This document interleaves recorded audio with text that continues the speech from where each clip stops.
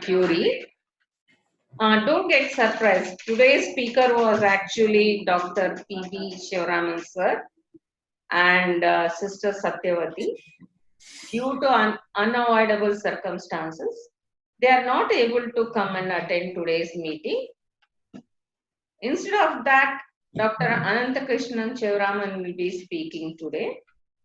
The first topic for discussion is role of nurses in catheterization, which is vital. Every nurse, it need not be from urology setup. For that matter, every medical person like doctors, physician assistant, and nurse should know the precautions needed for catheterization, indication, and complications to be identified at the earliest, if at all. I request all of you to be very attentive, because this is not any exam point of view, but your practical point of view. It will be very useful. The second topic is little rare, which is not that everybody encounters. That is role of nurses in management of cystectomy. Cystectomy process per se is very extensive surgery where urinary bladder is taken out and the other passage for urine and the bag is created. So obviously the surgery is very long and it is very big surgery as far as patient point of view. So post-op care of nurse by nurse is very, very essential. Since the natural environment of urinary bladder is changed, your ileum, small intestine, is generally used as a artificial bladder. It takes some time for your body to get adopted. During the transitional phase, few symptoms due to change in metabolism, electrolyte disturbances. Of course, since the passage is different, pH is different, the chances of infection is there. Such a long and major surgery, patient's psychological aspect is also equally important. So put together, the first person point of contact is always nurses. So this session will be very informative for them. If people, youngsters who are planning to join urology, those nurses who are interested in joining urology, this will be very informative and it's very crisp. There are 1, 2, 3, 4 points will be given. It's like mathematics. You follow that, you can never go wrong.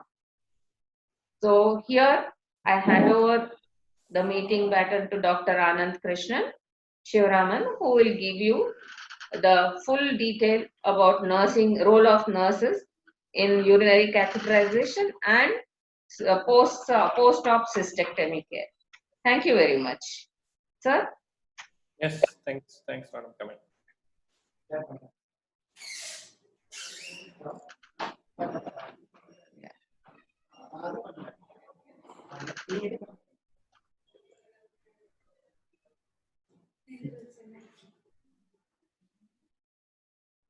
Please proceed, sir. You can start. Thank you, sir. Thank you. Welcome one and all for this evening's topic. Today we're going to talk about bladder catheterization. Actually, it was Dr. P.B. Shivaraman who was supposed to take this class or this lecture, and unfortunately he couldn't be with us today, so I'm filling in for that. I'm actually like a stepney, so they made me talk this class, and I'm happy to do it. So it's one of the most commonest things that nurses are expected to do, bladder catheterization. You know, whichever hospital you go, wherever you go, India, abroad, any place, I think it's one of the commonest things that nurses will be expected to do. Okay, so this you need to know very well, thoroughly, and it's a skill that you learn for life. So what actually is catheterization? It's very simple. It's an insertion of a narrow, flexible urethral tube.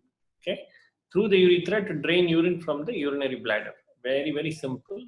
You're putting a small flexible tube into the urethra to drain urine from the bladder, right? As it cannot be more simpler than this. Self-explanatory. And why do we usually do it? Indications for collecting samples. So a lot of people may not be able to pass urine when we want them to, or on their own accord, and they may be in retention, and at that time it's difficult for us to collect samples. So that's probably one reason. For children, for instance, it's very difficult for them to pass urine into a sterile container. For them, sterile catheterization and collecting samples is a possibility. Other option is radiological. For instance,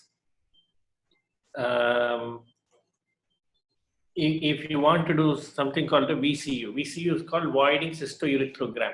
That is done because if you want to check for reflux of urine from the bladder up into the kidneys, let me show you this this picture. Are you able to see this next to me on near my video? Can you see this? Yes? Yes, sir. Yes, okay, good. Okay, so imagine if you want to see reflux of urine coming from the bladder out into the kidneys, then you have to catheterize the patient, put some dye into this, and ask the patient to pass urine and take an X-ray at the same time. So that X-ray will tell us if the dye is going up into the kidneys or the passage when it comes out. So this is called voiding cystourethrogram, right? So this, for that you need to catheterize. That is diagnostic indications. What about therapeutic indications? Therapeutic indications, most commonest reason for you to catheterize this patient. Okay. So what is the most commonest indication? Is very simple: acute retention of urine. Everybody who's been in a hospital at one point in time or the other would have seen acute retention of urine. Patients coming into the hospital without being able to pass urine, right?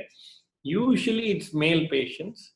Usually they're above the age of 50, 60. And it's usually because the prostate is causing an obstruction, right? So normally when the prostate, I think last couple of days ago we spoke about prostate enlargement and causing an obstruction to the passage. Same thing. So when they come with acute retention, it's because most likely because the prostate has caused an obstruction.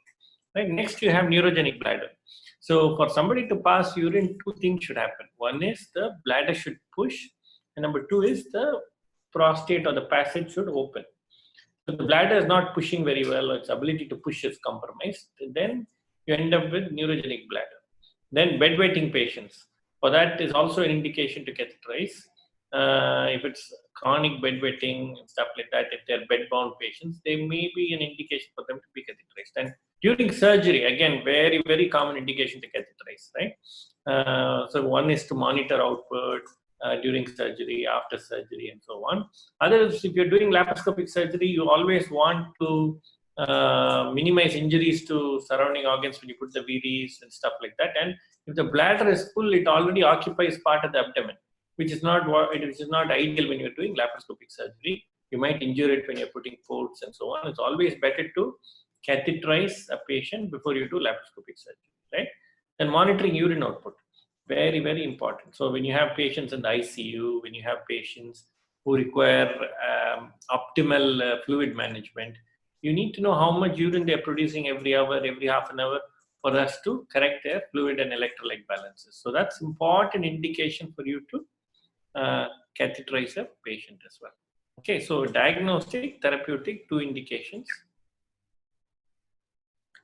Right? Right, so the next is, as a nurse, you're called to catheterize a patient. Now you have to find out, identify exactly what is wrong with the patient, why we are catheterizing, and what are the possible problems that you could encounter before catheterization. All this should be running in your mind as you approach the patient. You should know thoroughly the history of the patient, then ask for a couple of questions as to why this gentleman or lady needs a catheterization. Number two is explanation, right? I think as nurses, it's very important for you to explain what is going to happen to the patient. So as I told you before, any procedure for any patient who has not undergone it before will always be a time where their anxiety levels go up. So in a calm manner, explain what is going to happen and tell them that this gentleman is going to. But I'm seeing somebody using the screen for annotations and all that. Could you please stop? Right. So the next step is explanation. Explain to the patient exactly what happens. A small tube is going to go through the urethra into the bladder to drain urine from the bladder, right? And consent. The patient should consent to have the procedure done. That's important. Yeah, you cannot just go unless they are unconscious patients for whom you're putting this and the doctor's advised it. Otherwise, all awake patients, you should get a consent saying that we're going to put a catheter and these are the potential problems. You may have some bleeding, you may have some irritation, you may have some burning. There's a potential for infection later on, and so on. All this has to be explained to the patient, and only then can you catheterize. So identification, explanation, consent is very important. Again, this is a slide that shows you all the Foley's catheters, right? So the Foley's catheter is very simple. It's in a sense, it's a silicone silastic rubber catheter, and then you have a balloon at the very top. That balloon, the essence of the balloon is to prevent the Foley's from slipping out from the bladder, right? So that balloon, when it enlarges into the bladder, is bigger than the urethra, and it prevents it from coming down. However much you pull, it won't come. Unless you yank it, it won't come out, right? So these are the components of the Foley's, right? So you have this, in the Foley's, you have this eye of the Foley where the urine comes out into the tube and comes out, right? So you have two-way Foley's catheters and you have three-way Foley's catheters. Two-way is, one is to drain the urine, other is a channel to inflate the balloon, right? So that's the two-way catheter. So this is a two-way. The first one that you see here is a two-way catheter. And the second one you see here is also a two-way catheter, but because the pediatric catheter has got a stillet inside, which is a small metal or plastic tube that goes all the way up, which makes it a little bit sturdy so that it goes inside without trouble, right? Again, then you have this three-way catheter here. Three-way catheter, again, it's similar to two-way. One is for the balloon, other one is to drain urine, and a third smaller one is to usually irrigate. Irrigate meaning you put some fluid from outside. Now, usually it's normal saline, which goes into the bladder and comes out through the urinary channel. The reason we put this irrigation is, suppose you've done surgery in the bladder or surgery to the prostate, then you want any blood that is collected to come out. So this irrigation helps that to come out and prevent further bleeding. So that is about Foley's catheters, right? This is the most commonest catheter that you will use for catheterizing a patient, okay? So what are the color codings that you see here? That's important to know, yes? So this is a one-way channel. The water can go inside, it cannot come out unless you push your syringe nozzle into it. So ideal to inflate it only with water, not with normal saline. So don't use normal saline because normal saline can crystallize inside the balloon and may cause a blockage, okay? So best is sterile water to inflate into the channel. So there's a color code in the catheter. Depending upon the color of the catheter, you can tell the size of the catheter. There are two things that will be written on the Foley's catheter. One is, what is the size of the Foley's? Number two is, how much water can you put into the balloon? Both of them will be written in the Foley's catheter itself. Okay. So this is one color coding that you see here, is available everywhere, and just take a few Foley's catheters and see what the color coding is. So most commonest catheters that you use would be orange and red, right? That is 16 French Foley's and 18 French Foley's. Okay, when you do urethral surgeries, bladder surgeries and so on, you may use bigger catheters. Generally, what is the best catheter to use? What is the best size to use? Is within reasonable limits, the smallest possible size for that particular purpose, right? If it is women, usually you start from 14 or 16. If it is men, you go 16 or 18. But suppose the patient, the reason for catheterization is not just simple retention. He's got some bleeding inside, and then you want bigger the clots to come out and so on. Then you'll go for a bigger catheter. Okay. So before you catheterize, why are we catheterizing?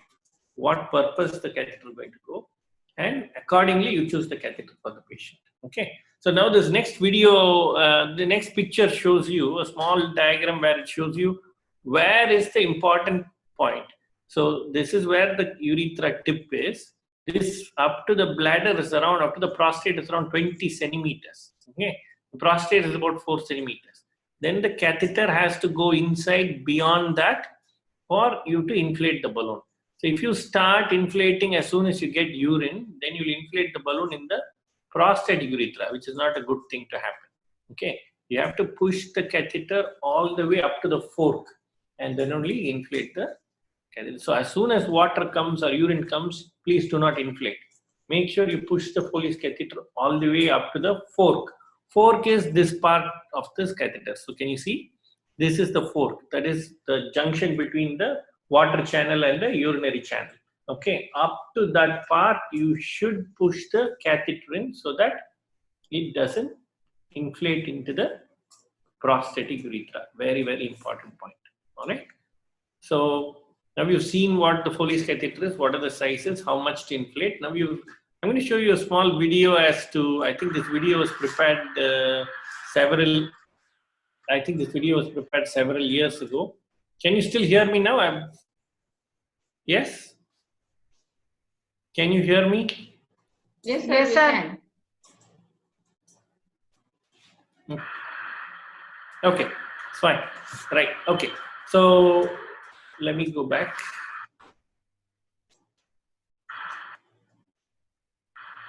Right, so the first step of doing a Foley's catheterization, simple preparation.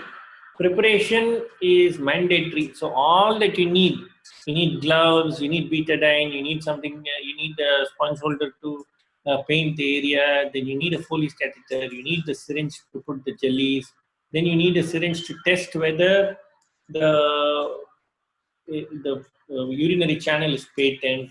And number 4 is you need a syringe to inflate the balloon.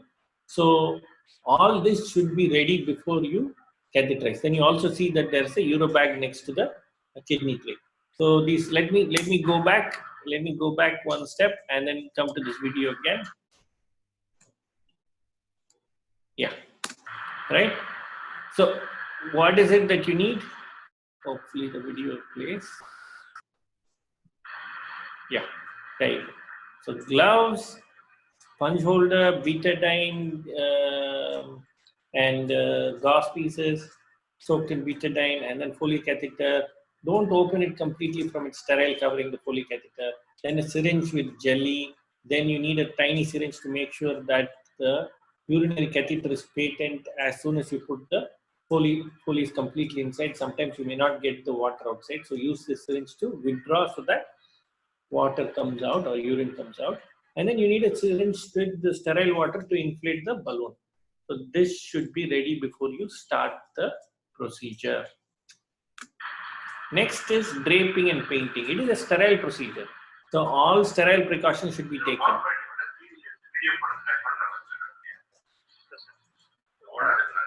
One second, I'm able to hear somebody else. Yeah. Can you hear me now? Yes, sir. Okay. So let me get back to that. So it's a sterile procedure. It should be perfectly done in sterile environment. So sterile gloves, after sterile gloves, as you've put in sterile gloves, drape and paint the area thoroughly. And then usually you should bring down the foreskin of males in a male patient. In women, what you should do is you should paint first and then separate the labia and then paint again. Okay. So that should be done. In males, pull down the foreskin and then paint that area. Now, this video must have been taken about 15 years ago when I was studying in Madras Medical College. I don't think the essence of catheterization has changed now. Nowadays, we use disposable catheter trays and so on, but the essence is the same. It is done as a sterile surgical procedure, So make sure your asepsis is perfect, right? And then putting in jelly. This is very, very important. Now, nowadays you can also use this jelly that comes in a tube with a nozzle, which is a conical nozzle, and then put the conical nozzle into the meatus and slowly press it so that all the jelly goes inside. Okay, so this is very, very important. Jelly mandatory before you put a catheterization, because patients will have pain. After you put jelly, wait for at least 2 minutes before you put the catheter inside. Okay, because for jelly to act, it takes that amount of time, and the jelly it also should be pushed lower down. Okay, so at this step, some of you may soil your gloves. If you're unhappy with the sterility of the gloves, then you can change the gloves at this step. Otherwise, usually if you're holding it with the gauze piece and the syringe without touching parts of the penis, then you should be able to do this step without soiling your gloves. Okay. The next is catheterization. So the important point here is, now I'm going to go back a couple of steps. 1 second. Right? Okay, go ahead. Yeah. Okay, right. The important point here is you should not be touching the Foley's catheter with your gloves. There's only this plastic covering that comes next to the Foley's catheter that should be touched with the plastic catheter, which comes with this Foley's, which should be touched with the gloves. You should not touch the yellow Foley's catheter with your gloves. And then slowly push the Foley's, and see it's being pushed up to the fork completely. Even if you get water or the urine before the Foley's catheter is completely pushed in, don't stop. Push it completely inside up to the fork, and then only you should inflate, right? So that's Foley's is being completely pushed inside. There you see, this is an orange catheter, which is about 16 Foley's. And here in the Foley's is written how much water you can put inside. Now you see urine has not yet come. You can either use a syringe to withdraw from the urinary channel to see if the urine is coming. Do not inflate the balloon without seeing urine. That's important, right? If urine does not come, do not inflate the balloon. That's, again, I want to re-stress that point. So the catheter should be pushed up to the fork. Can you see that? It's being pushed up to the fork. Number 2 is, next step, you should see urine before you inflate the balloon. That's very important. If you do not see urine, use a small syringe to withdraw in the urinary catheter channel, and then if urine comes out, then you can inflate the balloon. Okay, so inflation of the balloon. Yes, now the balloon is being inflated. It has to be done slowly, and make sure all of the amount that you intend to go inside goes inside, right? So that's about inflation of the balloon. Next is checking, right? You pull the Foley's catheter out up to the level it will allow you to come, right? Then if urine doesn't come, again, make sure you push some water, and then urine will automatically come inside, because usually it's jelly that you pushed before the catheterization gets stuck in the eye of the catheter and doesn't come out. Okay, otherwise it generally tends to come out, right? Female catheterization, again, is very, very, very commonly asked by the nurses to be done. And again, the few points that I'd like to say about female catheterization. One is asepsis, again, has to be perfect. Number 2 is the opening. So in the female vagina, when you see, the first opening from the top is usually the urethra, right? This is mandatory for you to understand. A lot of times people make this mistake of vaginal catheterization and so on. It's not good. So I would suggest that you practice this with your seniors, and next time when you have the opportunity to do a female catheterization, make sure you take a senior along and ask them to show you where the urethra is. Very simple to find out. It is the first. The clinical evaluation meeting space. So the first opening from the top is the urethral opening, right? So that's important for you to understand when you do female catheterization. Okay. So catheter care. Now, before I go into catheter care, after you do the catheterization, I'd like to say a few points. Number 1 is you put the catheter in for a specific purpose, right? That is retention of urine, etc., those sort of things. Now, make sure the retention is gone after you put the catheterization. You felt the patient's tummy, there is bladder distension, you put the catheter. If you think there is still distension, then a physician needs to be informed. Okay. If you put the catheter, not much of urine has come or bleeding is there, then you should inform the physician. Number two is there's something called post-obstructive diuresis.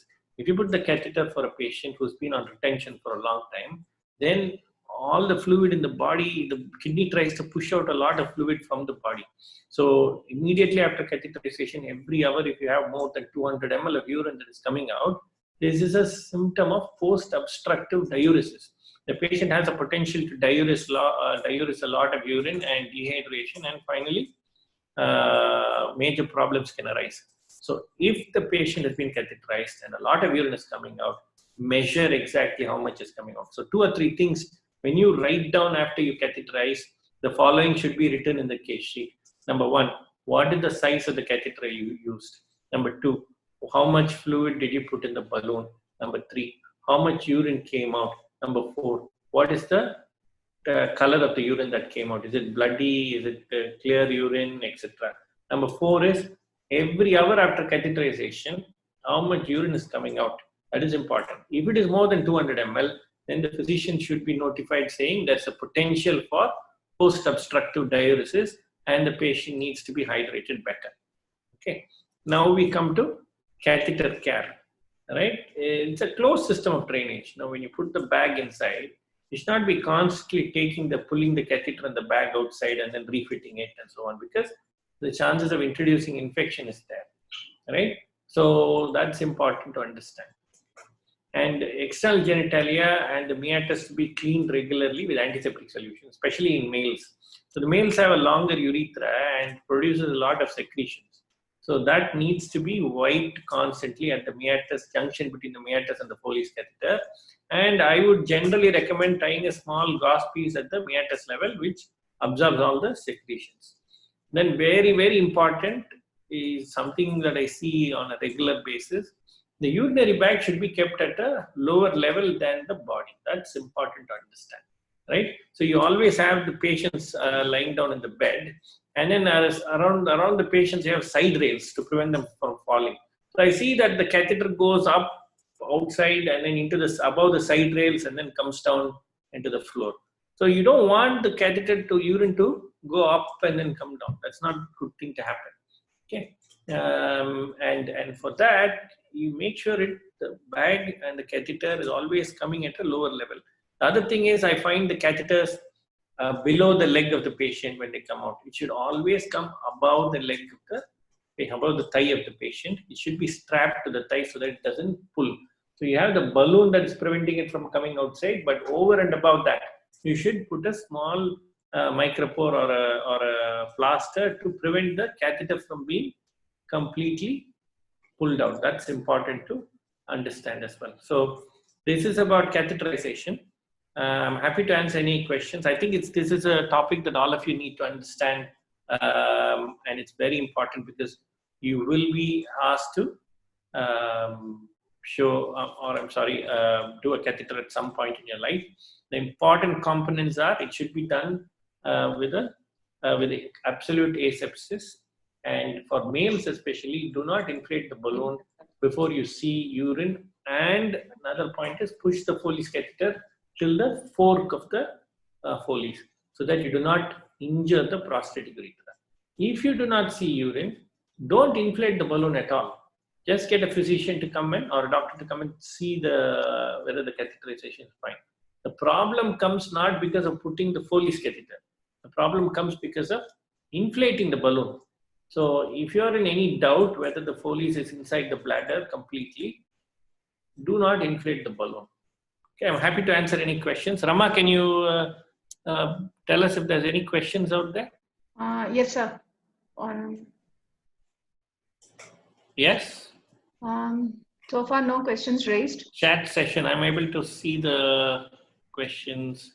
No, that is actually the feedback link, which Shahul Hamid has raised a question. So can you read, sir, or I'll read? Sorry, Rama, ask. Sir, question from Shahul Hamid. Sir, I would like to ask you a question about UTI gut. uropathogen abundance is a risk factor for development of bacteriuria and urinary tract infection. See, UTI gut tube. See, most of the urinary tract infections are from the gut bacteria only. So it's not like you can, that is how UTIs happen, right? So how do we prevent urinary tract infections with the catheter? I think the asepsis is most important, but eventually it will be colonized. A long-standing catheter is there, it will be colonized because there is a foreign body inside our system, and it will be colonized by most likely gut bacteria. You cannot completely prevent it, but there are two things. One is colonization, one is infection. If there's only colonization, it may not need treatment. If there's infection and the patient's having symptoms, then we should go ahead and treat it. I hope I've answered your question. So how often can we change the catheter, sir? That's the question. That is from Jaya Martin. Yes, right, sir. okay. So, so depends on what purpose you put the catheter. Now, if it's a surgical catheter, it comes out very quickly after surgery. Now, if somebody is on a long-term catheter, then I would suggest that you put a silicone catheter. And these silicone catheters have a potential to stay inside for 1 to 2 months minimum, and then you can change it at a later date. So, if it's an ordinary Foley's catheter, I would suggest not more than 1 month. If there's yellow Foley's catheter, not more than 1 month. If it's the clear, colorless catheters, the silicone catheters, then you should you can keep it at least for 2 months without trouble. Sir, next question is actually we missed is from Mr. Bala Dinesh. How much amount of fluid can be pushed to inflate the bladder? So that's what I'm saying. It is always written in the Foley's catheter what is the capacity of that balloon. You can go up to that maximum amount, and it's also the purpose for which you're putting it. If you want to put a big catheter only for draining urine, then you need to put only 20 ml of urine, 20 ml of water is more than fine. But if you want to use that same catheter for traction after TURP or some surgery like that, then you have to put 40 ml. So what purpose you're putting the water also determines how much you put, how much water you put. Okay, next question is from Christy. Sir, still betadine has to be used for cleaning? Some antiseptic solution has to be used, and I think the most common solution that we use in our country is betadine. So I would suggest betadine is fine. Okay, next question is from Deepa. What type of catheter to be used in spinal cord injury? Because Foley's used means it will cause infection. So I would suggest silicone Foley for these patients, primarily because they're going to have it for a long time. So silicone Foley catheter is better to use for these patients. Eventually, they will need a suprapubic catheter because it's a long-term catheterization. That's a better way for spinal cord injury patients. Any questions? Yeah. Clamping the catheter is recommended while removing. Most of the doctor recommending it. Whether it is right, sir. What is the pathophysio? So very nice question. Who asked the question? Name is not there actually. From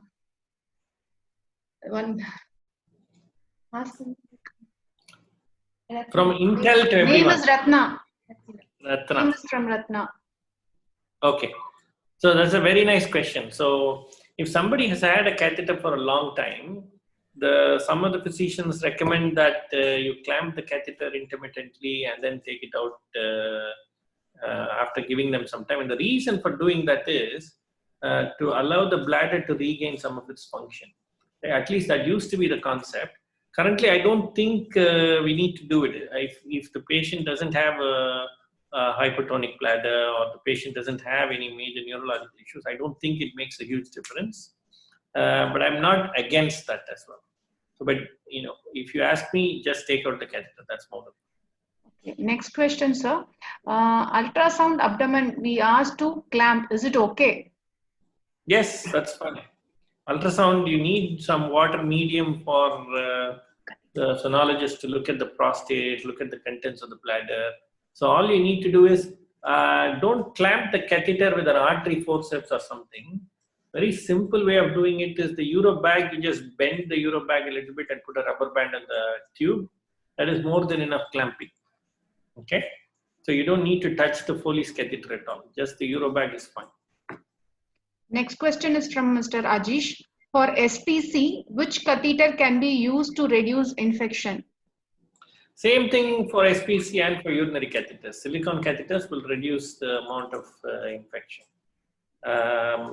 As I told you, this is a foreign body that's staying inside the bladder. So infection happens when the bacteria invade our urinary mucosa, bladder, and then cause cystitis and so on. So colonization happens irrespective of whichever catheter you put. You will put you're putting a foreign body into the system, so there will be colonization. But the silicone Foley, the amount of colonization infection is lower. Okay, next question is from Mr. Balaji. In what type of patient the condom catheter is preferred? So the condom catheter is usually preferred for a patient if they're not aware of when they're passing urine and so on, and they're not able to indicate when they're passing urine, right? It is not given for patients for whom there is an obstructive symptom and an overflow retention and so on. So ideally, we should find out what is the cause of them not able to pass urine or pass urine without their knowledge and so on. And if it is not because of any primary bladder pathology or something like that, then condom catheters are fine to be used. Okay, next question is from Tusti. Bladder wash is advisable in which condition? Bladder wash, again, depends on, so if the patient is got some clots in the bladder, some bleeding, and then there's a regular obstruction because of the clots, then you can do it. Sometimes they form a lot of sludge because of long-term catheterization. And for that, you may need to do a bladder wash. Generally, bladder wash is given for blockages because of clots. Very rarely, because long-term catheterizations have sludges, then you can do that. What do you use for bladder wash? Normal saline is more than fine. I think that's all that needs to be used. Next question is from Mr. Rajesh. In case of removing catheter will make trouble, what will be next step? Very good. Good point. So there are few points that can, problems that can occur when you're trying to remove a catheter. Right? Number one is the water channel can get blocked. So, and then you're putting a syringe and trying to withdraw, then you may not, the balloon may not deflate at all. So that is a problem. That for that you may need to put ultrasound guided puncture of the balloon and then remove it. I would ideally call a physician or a doctor to come and do that. Number two is there have been other concepts where they try and put ether into the water channel to inflate the balloon and then burst it, but then it causes chemical cystitis. I'm not very happy with ether. The other thing that can be used is you can try and cut the water channel alone, not the urinary channel, and then see if the valve is at fault so that the water comes out. Other thing that you can do is there's a metal stillet that comes with the uretery catheters that can be used to puncture the balloon. But ideally, I would ask the doctor to come and do all these things. The best way of doing it is to puncture it with an ultrasound. The other thing is there could be a lot of encrustations in the catheter that prevent it from coming outside. That happens if you're sure you've completely deflated the balloon and it's only encrustations, then you wait for some time and then slowly give it traction, it may come out. Okay. Next question is from Ratna. Whether clamping will cause urinary retention, sir? How long it take for urinary retention while clamping? Clamping is, the clamping of the catheter is, the idea behind clamping is to keep some fluid in the bladder, isn't it? So I'm not sure what exactly is your question, but the reason to clamp is to cause a retention, right? And if you got the catheter, once you unclamp it, it's going to come out. How much urine, how fast is depending on how much urine the patient is producing. Next is, while inserting the catheter, if the patient had bleeding, what action to be taken? Very good question. So if we are inserting the catheter and there is bleeding, best is to stop the catheter. Do not go ahead and do the catheter. Okay. You get a doctor, ask them to come and see it, and then do the catheterization. Okay. Yeah. Next is we are using medicated Bactiguardia that can be used. Silicone catheter, how long can be used? Again, 2 months. Okay. Next is, I think we'll go on to our next section, which is the cystectomy section. Okay. Yes. Okay, sir.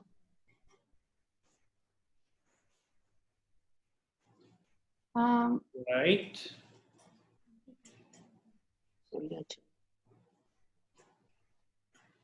Yes. Are you able to? One second. Let me share a screen.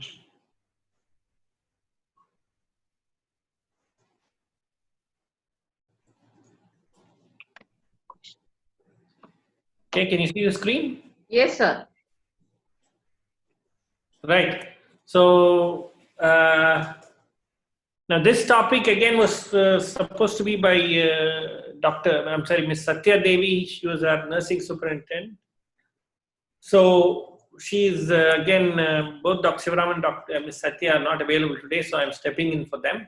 So this is the role of nurses in cystectomy. Very, very important topic. It's one of the major surgeries that we perform as urologists perform.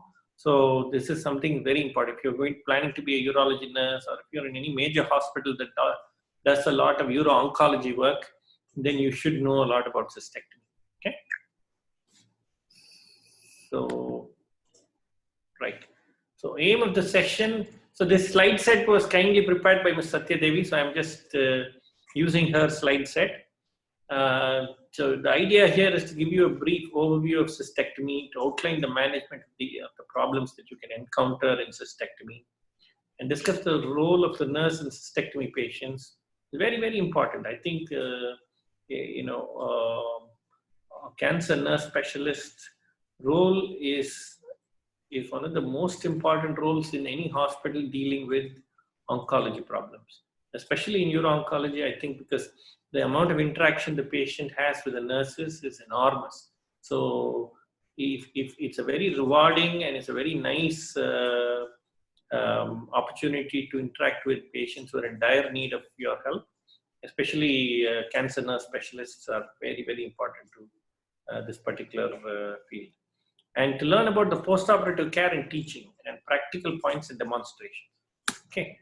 So what is bladder cancer? I think we've spoken a little bit about this, but the bladder is an organ in our body that is lined by transitional epithelium, and usually cancer in the bladder is transitional cell carcinoma. And one of the commonest causes for bladder cancer is cigarette smoking, right?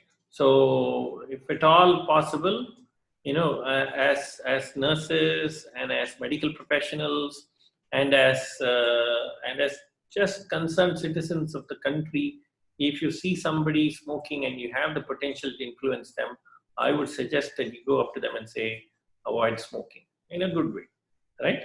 So cigarette smoking is one of the most commonest causes, and then exposure to industrial chemicals and exposure to radiation are again other causes of bladder cancer, right? So there is staging of bladder cancer, and this first picture that you see here, next to it, stage 1 to stage 4 is there, right?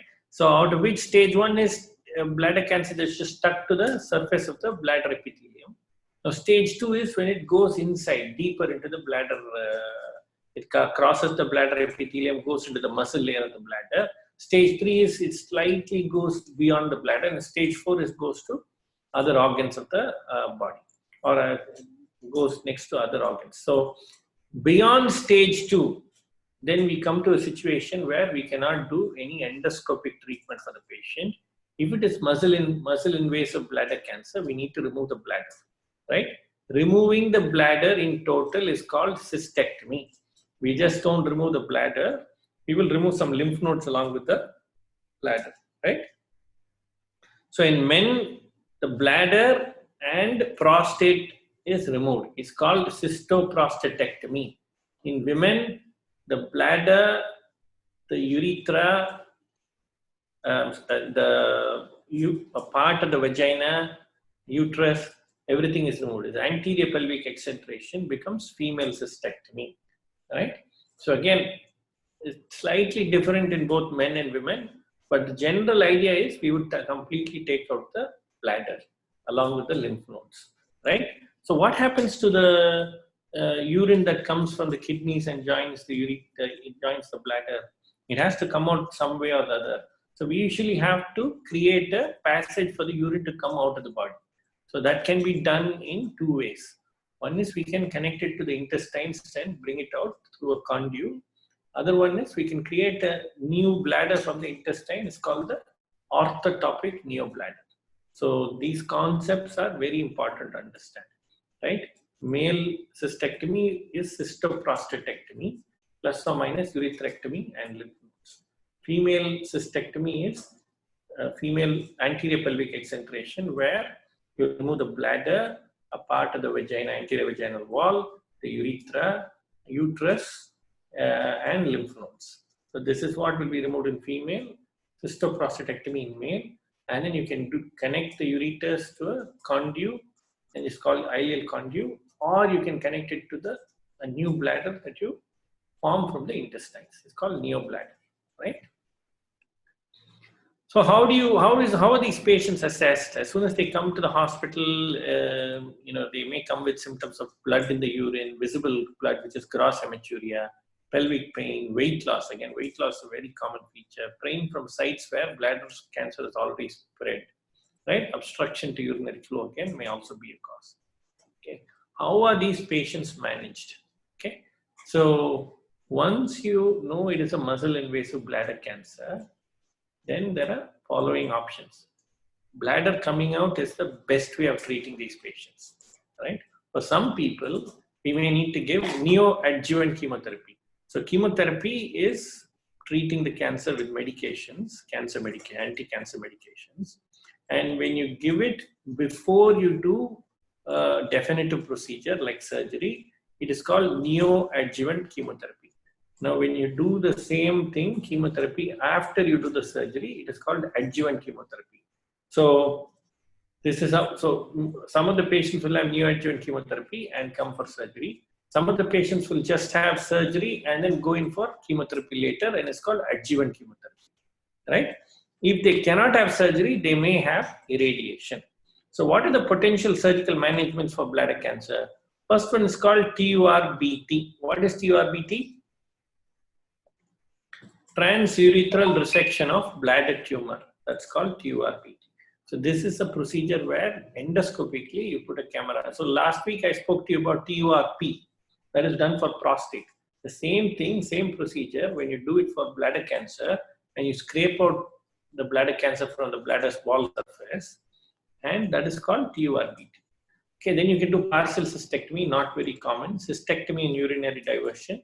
This is the most commonest procedure, radical cystectomy and urinary diversion. And the types of urinary diversion are either ileal conduit or creation of neobladder, right? So we're going to talk about, I think I spoke to you a little bit about what cystectomy is, so we won't get into this. We're going to talk about, this is diversion. So ileal conduit is connecting the ureters to a segment of ileum that is separated from the rest of the ileum and then brought out through a small stoma in the anterior abdominal wall. So this is ileal conduit, and this is neobladder, where you would create the same, if you take the segment of ileum, instead of connecting it outside, you create a bladder-like pouch with the ileum and then create a neobladder and connect it to the urethra. That is called neobladder. So ileal conduit, neobladder, two commonest ways of diverting the urine after you remove the bladder, right? So as you can understand, these are major procedures, and I think one of the most important components involved in this entire surgical procedure, entire surgical exercise is counseling of the patients, because they are going to lose a major part of their body.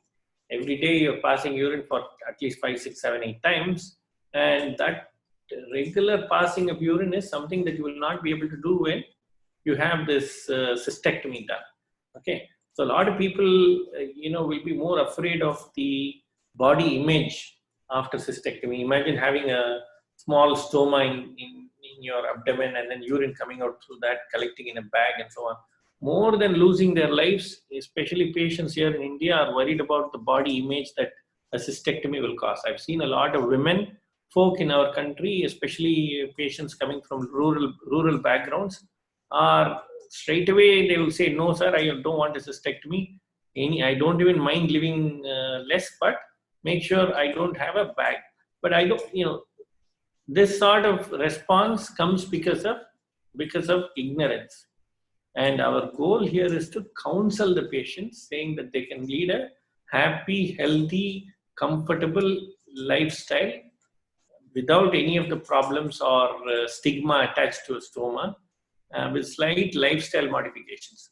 All this requires a good psychological counseling, and I don't think there is any better person than the onco nurse specialist or cancer nurse specialist to give this particular psychological counseling for patients. So as it stands, I would value or rate the importance of nurses much higher than doctors performing the surgery, because nurses are responsible for the overall well-being of the patient. So psychological counseling is very, very important.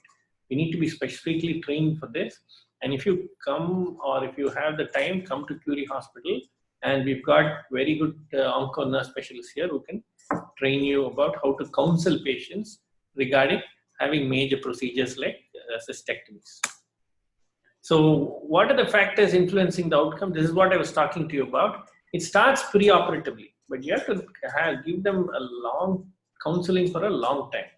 Patient support, counseling, family support, that's very important. The caregivers, they need to be supported as well. Sometimes when you have elderly patients who had ileal conjugal, they may not be able to change the bags on their own, for which you need to teach the family how to change the bag and so on.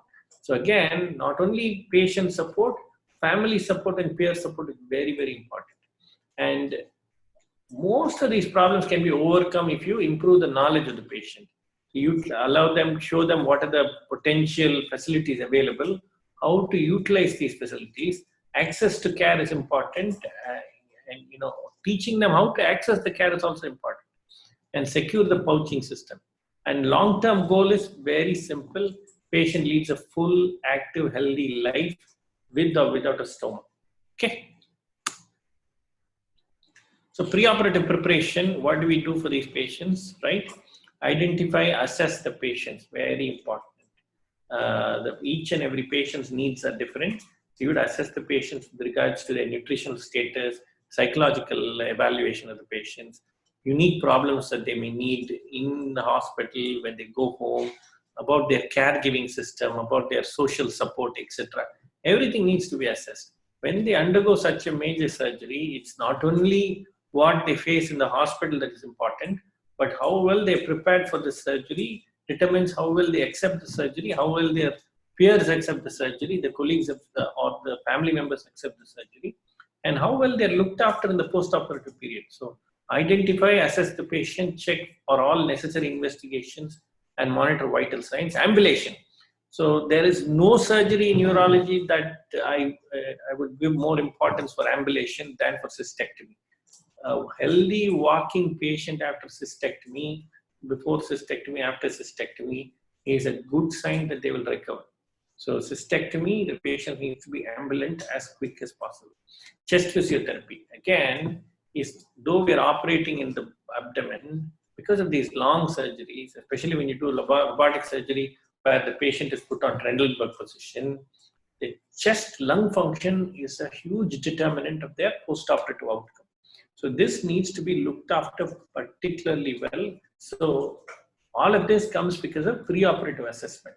Preoperatively, you should assess how they are, psychological status, lung status, if necessary, optimize the patient before surgery.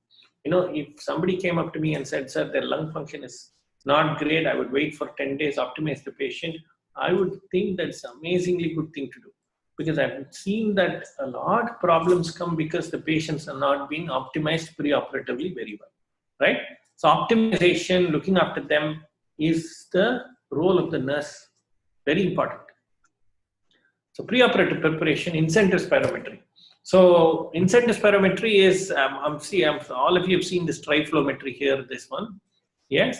So the patients need to be taught how to use this machine, right? It has two components. One is blowing, other one is sucking, and then for each need to turn the machine upside down and then blow and keep it straight and then suck. So all this has to be taught to the patient. How much he has to do it pre-operatively every day, he has to do it 6 times and 5 pulls and blows at least, and post-operatively as much as he can as well. Every hour they should be taught to do it. And prophylactic anticoagulation. So in cystectomy, because the patients are kept in lithotomy position for a long time, especially when you're doing robotic surgery, anticoagulation is important. And one more reason is because we're operating the pelvis. The bladder is in the pelvis. The lymph nodes that are removed because the bladder is in the pelvis is lymph nodes in the internal iliac, external iliac component of the artery and vein. And because you are removing these lymph nodes, there's a potential for slow circulation at that level and can cause deep vein thrombosis, clots in the pelvic veins and so on. And because they form DVTs and clots, that goes up to the lungs and cause a mortality for these patients. Again, they should be put on prophylactic anticoagulant till when they're completely mobilized. Good hydration, again, very, very important. Hydration is very important, right? Pre-operative preparation, what do we need? Because we are using the segment of ileum, the bowel should be prepared. Rama, am I audible?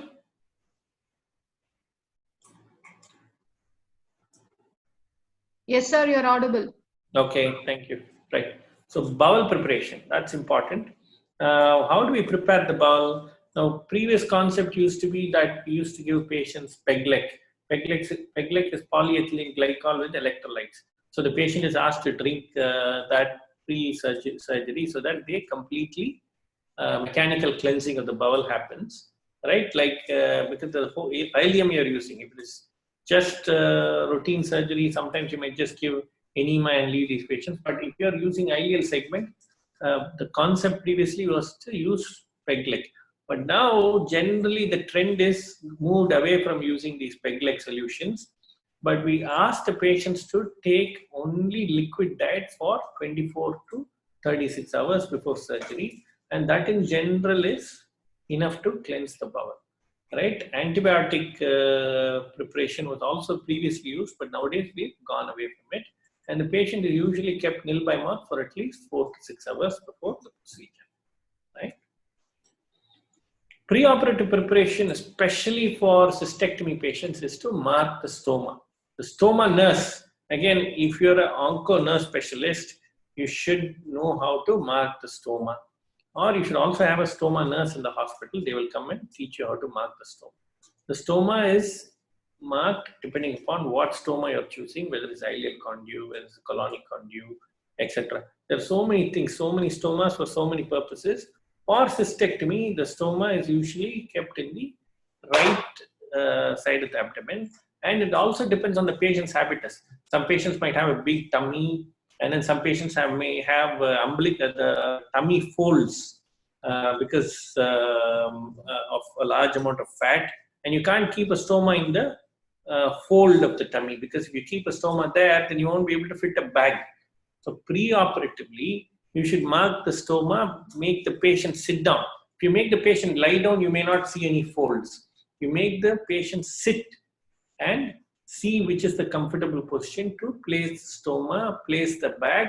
Another important thing that you need to know is whether the patient is left-hander, right-hander, and then if it's right-hander, where to keep the stoma, left-hander, where to keep the stoma, which part is comfortable for the patient, right? So preoperative preparation, stoma marking is very, very, very important. You should ideally have a stoma nurse, sits along with an onco nurse specialist, and then you mark the stoma for the patient, right? You make the patient sit up, stand up, lie down, and then finally in all 3 areas, which is the most comfortable position, you would mark the stoma. Prevent any stoma, placement of stoma in folds in the abdomen. And a lot of women in our culture use this, when they tie saris or all, they tie it very tightly at one level, and that level is usually you have a depression. That you cannot put it at that level.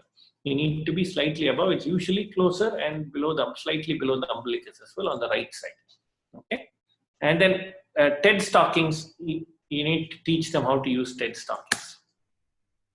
Preoperative preparation, renal function, assess renal function, because when you're using a stoma, the ileum is a part of the body that is used to absorb fluids, right? Now the bladder does not absorb fluids. The kidney is responsible for producing urine. It comes to the ureter, it falls into the bladder. Bladder can only store the urine and push it out through the urethra. But now that you've taken out the bladder, you're using something instead of the bladder, which is the ileum. But this ileum is something that continuously absorbs fluid. So we need to be prepared for the kidney pushing out the urine, and if the urine stays in the ileum, it will be absorbed again. So that's not a good thing. So if the renal function is not good, the patients will suffer when they use an ileal conduit or a neobladder, right? And cardiac clearance, because it's a very major surgery, they should have good cardiac clearance, and anesthesia clearance, pulmonary clearance, mandatory for cystectomy, right? So enhanced recovery after surgery, this is something that's being followed nowadays in all major uro oncology centers. So it's available in the net, have a look at it. It's a set of protocols that are used for patients so that their outcomes are a bit better. Now with robotic surgery, even cystectomy, we're able to send the patients in 4 or 5 days after surgery. Previously, it used to take 7 to 10 days. But now things have improved so much. We are using enhanced recovery after surgery and so on. So the ability of the patients to bounce back to a normal level after surgery is amazingly quick. So intraoperative, I don't want to emphasize this again. It's safe surgery checklist. Everybody should follow this. Proper positioning. So we use something called Allen stirrups when we position the patient. Very comfortable stirrups to use, so expensive. And position, pressure points, everything needs to be looked at. Because at least you expect the patients to be in this position for 3 to 4 hours when you're doing such surgery. Continuous hemodynamic monitoring, I think it's a role of the anesthetist. Sponge count discrepancy, because it is major surgery, because we're opening the abdomen, even though we're doing robotic surgery, there'll be some level where we have to open the abdomen to the conduit and take out the specimen. Or if you're doing open cystectomy again, expect more blood loss, expect more sponge to be used, and sponge count discrepancy, this surgery more than anything else, you have to be perfect. So it's a small video about robotic cystectomy.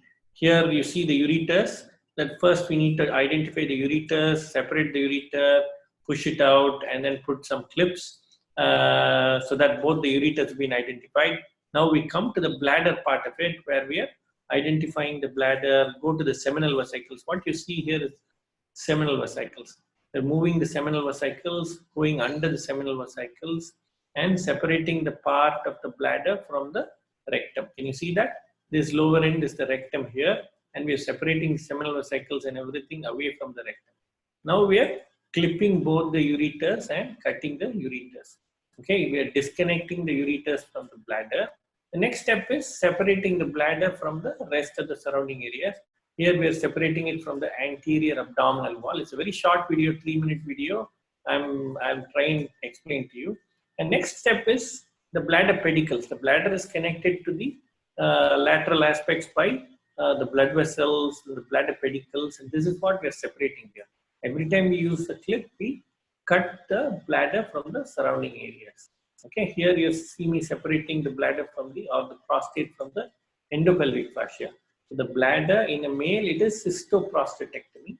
Here you see us tie the dorsal vein complex. I think I showed this part to you when we talked about robotic prostatectomy. Here again, that part of the bladder is done. Now we are separating the lymph nodes and the rest of the bladder from the lateral pedicles. So you saw the left pedicle being done, you saw the right pedicle being done, and this part is the neurovascular bundle that we've tried to preserve for this particular patient. So there you see, this is the bladder, this is the prostate, and now we are cutting the urethra from the prostate.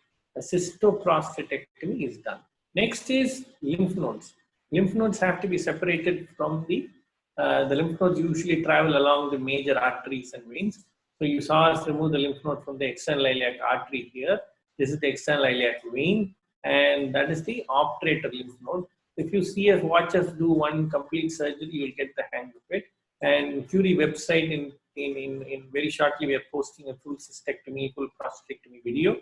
You'll be able to see that. You can also email your questions to head nurse Satya, and she'll be able to give you the link to access those videos as well. Okay, so there you see a complete lymphadenectomy is being done. Lymph nodes here, you see the external iliac artery and vein completely bared and the lymph nodes being taken. Now we've gone up to the common iliac artery so that we've taken that level of lymph nodes out as well. Okay, that's the lymphadenectomy being done, right? The next step is conduit. I've not showed you the conduit, but it differs based on whether you would do a ileal conduit or whether you're doing a urinary neobladder. What about post-operative care, right? Very important. Hemodynamic monitoring is very important because cystectomy is major surgery, so you need to look at it. And most importantly, because they've been in the theater for a very long time, hypothermia is a common thing that occurs. Okay, when the patients comes out, look at the hemodynamic monitoring, access the incision site, make sure there's no bleeding, etc. Next step is hypothermia. They will be cold because they've been in an AC room for about 4 or 5 hours, and the fluids that go in will not, sometimes they may not be warmed. If they warmed, good. Otherwise, you have to apply a warming blanket and then keep them warm. Check for tubing, strains, stents, secure all IV cannulas, central lines in a proper position. Drain should also be looked at. Now, patient comes into the post-operative room.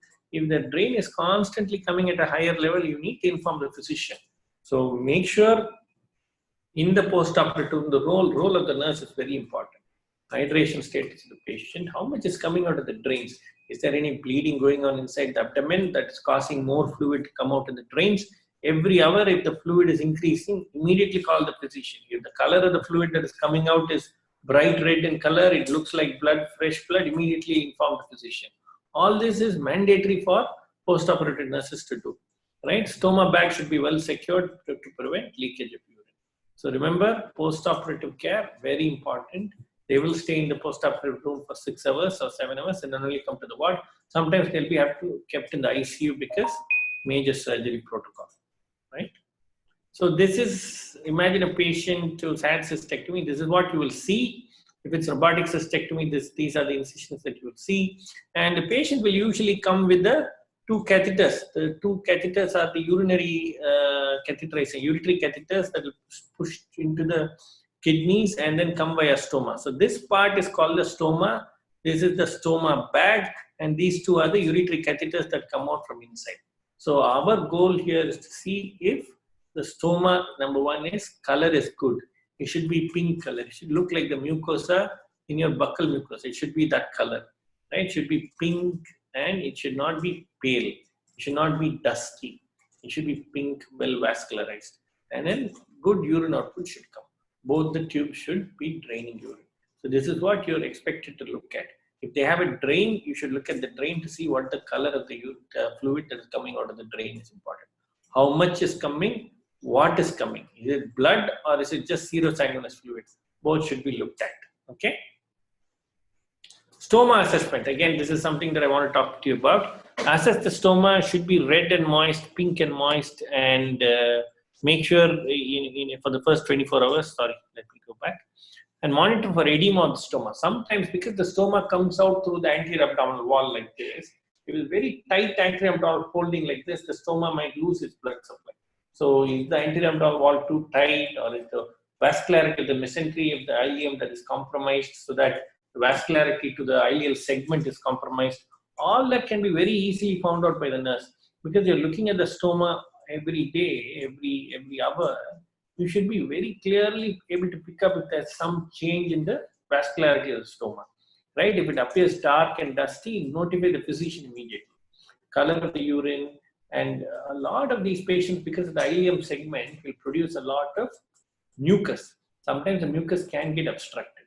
If it is at the very end, you can use some gauze piece to push it outside, but try not to take out both the catheters when you do that. A lot of these patients may need soda bicarb so that you dilute the mucus when that comes out, right?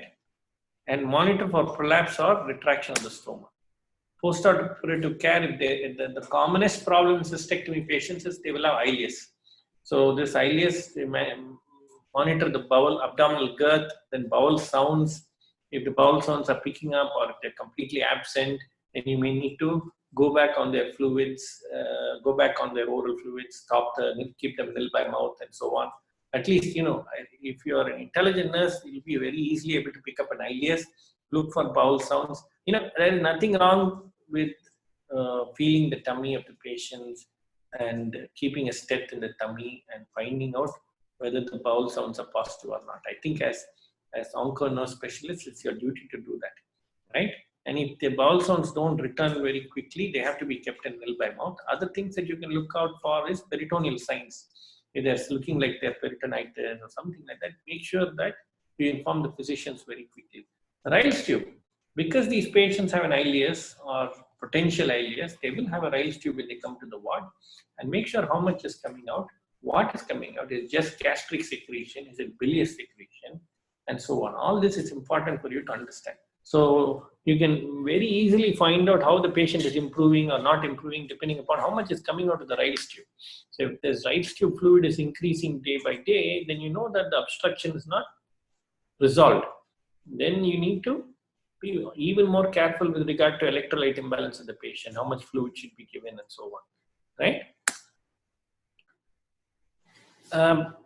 Urinary system assessment, again, monitor urine flow, how much amount of urine is coming, visit commiserate with the hydration status of the patient. All this needs to be looked at. Sometimes there may be blockages, then small washouts can be given to bring out mucus plugs from within the conduit. Ideally, that should be done by a physician or in the presence of a physician supervision. Okay. General post-operative care is respiratory assessment, signs of atelectasis, chest physio, incentive spirometry, fluid management, pain management, analgesics. A lot of times, the amount of importance given to pain management is very low in our country. So every patient should be given a visual analog score. They should mark out how much pain they have, or you should mark for the patient and treat their pain according to how much pain they have. Very important, give it very a high level of importance, because when they go through the entire exercise of surgery, the one thing that they may remember for a long time is how much pain they had after surgery. And it is our duty as doctors and nurses to make sure they're comfortable before, during, and after the procedure. This is very important. So give a lot of importance to analgesic management. Okay. Electrolyte imbalance, especially in ileal conduit, you will have hypokalemic, hypochloremic metabolic acidosis. So you have to be on the lookout for that. Early ambulation, I told you, cystectomy, mandatory for patients to walk as much as possible. Monitor for bladder distension. If it's partial cystectomy, it might cause some leakage of urine and so on. And monitor for urinary drainage, pouch leaks, etc. Skin integrity, because you're sticking the bladder, you're sticking the bag onto the bladder, onto the anterior abdominal wall. A prolonged usage of the bag will cause skin integrity to be compromised. And there are certain special pastes. Your stoma nurse specialist will talk to you about it. It's called Karaya paste. It's available here in India. It's very good paste to use. And these can be used to stick the bag so that the patient's skin stays safe. Okay. So, yeah. Finally, let's go on to discharge and home healthcare guidelines. Again, I told you it's not only about how they're managed in the hospital, but also how they're taken care of after they go home. So mandatory to not only teach the patient, but also the caregiver, the wife of the patient or the husband of the patient or the children, have to be taught how to manage the stoma bag. Suddenly, sometimes they may, in the middle of the night, it might open out the stoma bag and then cause leakage. It's a lot of distress to the patients. So tell them it is possible for these things to happen, number one, so that they are not taken caught unawares. Number two is, if this happens, all you need to do is put a gauze pure pad there, keep it pressed for a few minutes, and until then get everything ready, and then put it back. It's just urine. It's not something that it's a bad thing that's coming out. So ask them to be aware of such possibilities, and if that happens, get an emergency kit ready. They should always have a stoma bag, other one ready, so that they know how to put it back, or the caregivers should be able to help them at that point. Okay. And sometimes if they're having neobladders, then they have to do self-catheterization and then give washouts with soda bicarb so that the mucus plugs come out. This needs to be taught to the patient if they're using neobladders. And the patients should have medical ID and Kegel exercises. If they're having neobladders, sometimes the Kegel exercises is important to prevent them from having nighttime incontinence. So general home health guidelines, sit with the patient, have a routine chat with them. They should have your number in order for any doubts. They should be able to access care very quickly because they've already undergone a major procedure. They are in emotional turmoil. So from our part as doctors and nurses, we should do all that is possible by us to make them comfortable. So that give them your number, ask them to call you if they have any doubts, so that their post-operative period is very good. Trust me, if you look after them very well, they will be forever grateful. I think I've spoken most of what we needed to hear. And finally, before we go, the effect, this is the recent paper that had come out, and where it's been suggested that a good nursing intervention in the preoperative, postoperative, peroperative period for patients has resulted in exceptionally good outcomes for cystectomy patients. So cystectomy patients are probably one of the major surgeries that happens in Uro Oncology, and I think they deserve all our care and attention. And thank you once again for attending this lecture. Hopefully it was useful. Happy to answer questions. Yes, a question from Stella Mary. Normal bowel sound per minute and how long to check? Very good question. You should check for at least a minute for bowel sounds. And it's not just a one-time episode. You're going to be checking every hour. So you will know that if the bowel sounds are increasing and so on and so forth. So it's not just a one-time thing. So it's check for a minute every time you check. And it's very important. Check in all quadrants as well. Next question is from Shahul Amit. Is there any bioengineered bladder available? So bioengineered bladders have been spoken about for the last 10 years. And I don't think we are there yet, but expect something in the future very soon. In neobladder, you will be creating a pouch or directly diverted into ileum?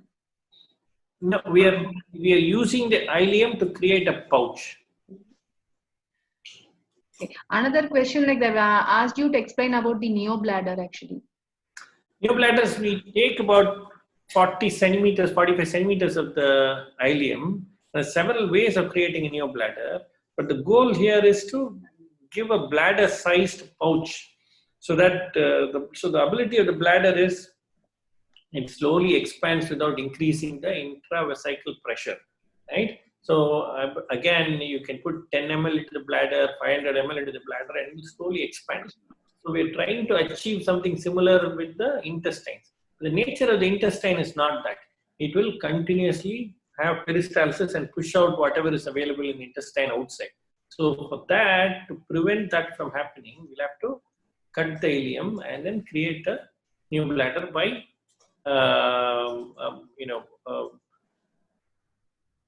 making it in a U shape. There are several neobladders available. The Studer neobladder and so on. Each one is a different type. There are in fact 15 to 20 ways of doing it. But one of the common ways of doing it is called the Studer neobladder. Any questions?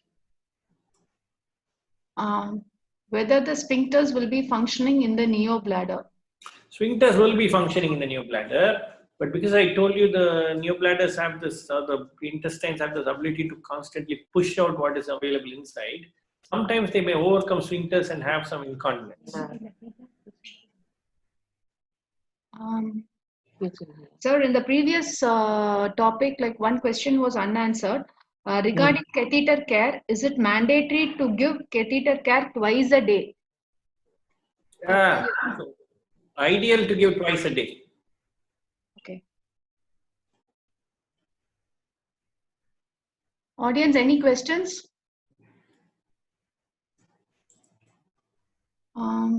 Okay. The patient with neobladder will be excreting via the urethra or anus?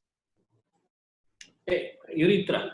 So the goal of neobladder is to replicate the bladder. So via the ANS means then you've done a ureterosigmoidostomy that is not being done anymore. It's a procedure that was followed 20 years ago. But if somebody does a neobladder, the cystectomy now, the two commonly used diversions are undue and neobladder, but not a ureterosigmoidostomy. There are problems with that, so it's not being done anymore. Thank you very much, sir. That was very, very informative session. I hope everybody enjoyed it. Participant, there is information. There are 2 questions on feedback and 1 on quiz we have given. Links have been given in your chat box. Please go ahead and answer them. It is vitally, that shows that how much you could follow, and we can improvise our further session. Thank you very much, sir. Thank you all. Thank you. First, sir, patient.